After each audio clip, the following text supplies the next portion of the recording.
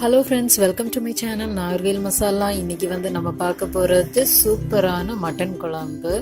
இதை தான் பார்க்க போகிறோம். ஃபஸ்ட்டு அதுக்கு கடாயை ஹீட் பண்ணிவிட்டு அதில் தேங்காய், ஒரு மூடி தேங்காய், அப்புறம் கருவேப்பிலை போட்டு நல்லா வறுத்துருங்க. பெருஞ்சீரகம் 1 டீஸ்பூன், கசகச 1/2 டீஸ்பூன், கல்பாசி கொஞ்சம், பட்டை கொஞ்சம், ஜாதிக்காய், அன்னாசி பூ, கிராம்பு.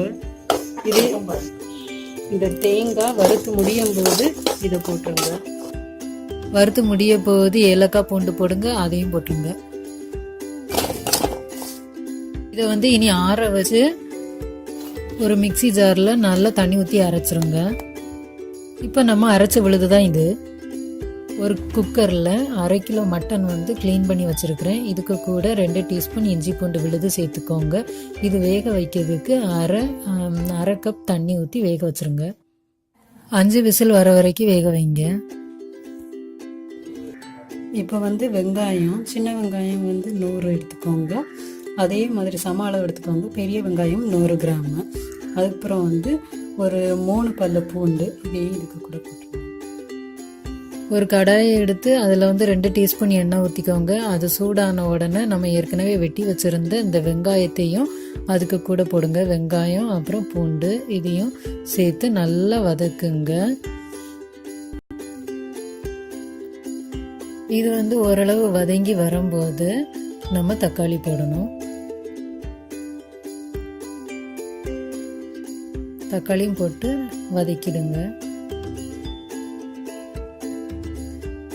இந்த அளவு வதங்கினா போதும். இதை மாற்றி வச்சிடலாம். இப்போ ஒரு கறி குழம்பு செய்யறதுக்கு ஒரு பாத்திரம் எடுத்துக்கோங்க. நம்ம ஏற்கனவே வேக வச்ச இந்த கறியை அதில் போட்டுடலாம்.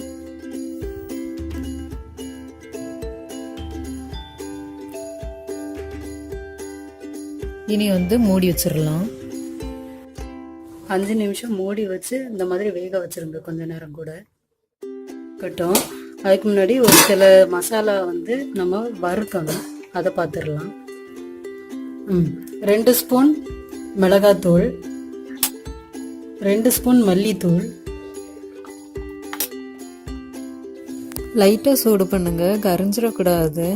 இப்போ 1/4 டீஸ்பூன் மஞ்சள் பொடி போடுங்க. அப்புறம் இறக்கி வச்சிருங்க. இப்போ திறந்து பார்த்துடலாம். இதில் நம்ம ஏற்கனவே வதக்கி வச்சிருந்த வெங்காயம், தக்காளி அதை போடுறேன்.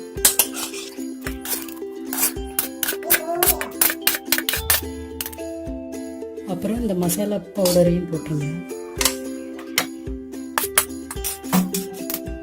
மிக்ஸ் பண்ணி விட்டுருங்க. இனி சால்ட் போடணும். இதுக்கு சால்ட் போட்டுடலாம்.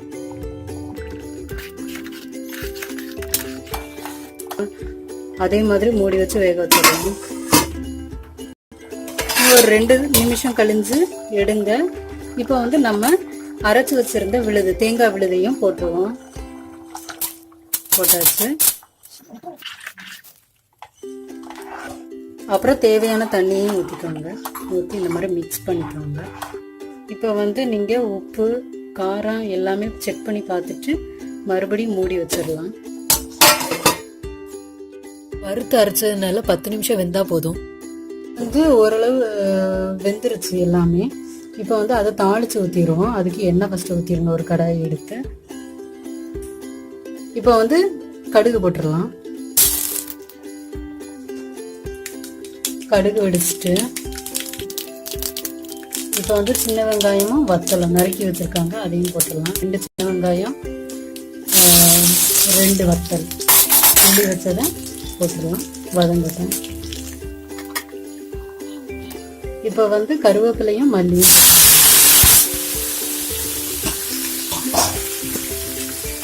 அதை நம்ம இந்த கறி குழம்புல ஊற்றிடலாம், போட்டுடலாம்.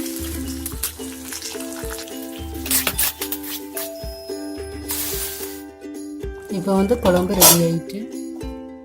இந்த குழம்பு ரைஸு, இட்லி, தோசை, சப்பாத்தி, பூரி, பரோட்டா இப்படின்னு எதுக்குனாலும் வச்சு சாப்பிடலாம். செமையாக இருக்கும். இதை நீங்களும் வீட்டில் செஞ்சு பாருங்கள்.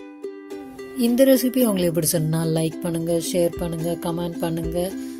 முக்கியமாக சப்ஸ்கிரைப் பண்ண மறந்துடாதீங்க. சப்ஸ்கிரைப் பண்ணுங்கள். கூட இருக்கிற பெல் சிம்பிளையும் நீங்கள் கிளிக் பண்ணுங்கள். அப்போ தான் நான் அப்லோட் பண்ணுற ஒவ்வொரு வீடியோஸும் உங்கள் நோட்டிஃபிகேஷனில் வரும்.